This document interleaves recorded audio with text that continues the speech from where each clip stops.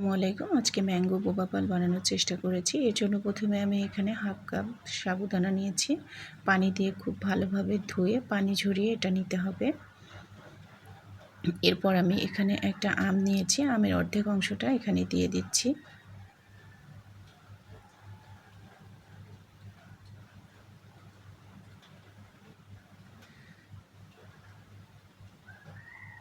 তো আমের সাথে সাবুদানাটা খুব ভালোভাবে মিশিয়ে নিব। এখন 10-15 মিনিটের মতো এটা রেস্টে রেখে দিয়ে ব্লেন্ডারে ব্লেন্ড করে নিব।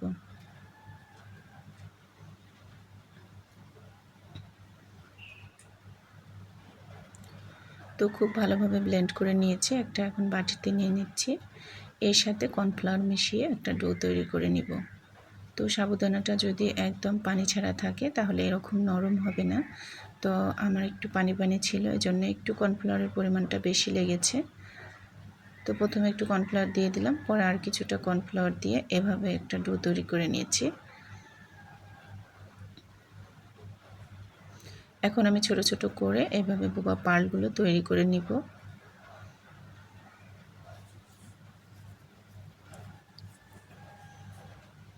তো সবগুলো বানিয়ে নেওয়া হয়ে গেলে এভাবে কিন্তু আপনারা ফ্রোজেন করে রাখতে পারেন। এখন একটা আমি পাতিলে পানি গরম করতে দিয়েছি। পানিটা যখন এরকম ফুটে উঠবে তখন আমি এগুলো দিয়ে দিব। তো এটা কিছুক্ষণ পরে একা একাই উপরে ভেসে উঠবে।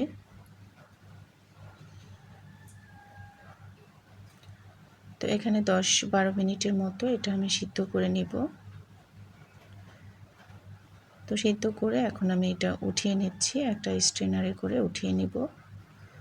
গরম থাকা অবস্থায় এখানে কিছুটা চিনি ব্যবহার করব। যারা মিষ্টি যেমন খেতে পছন্দ করেন সেই অনুযায়ী চিনিটা এখানে মিশিয়ে নিতে হবে।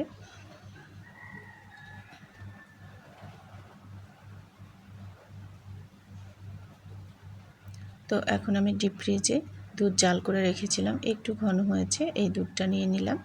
সাথে কিছুটা গুঁড়ো দুধ দিয়ে দিব।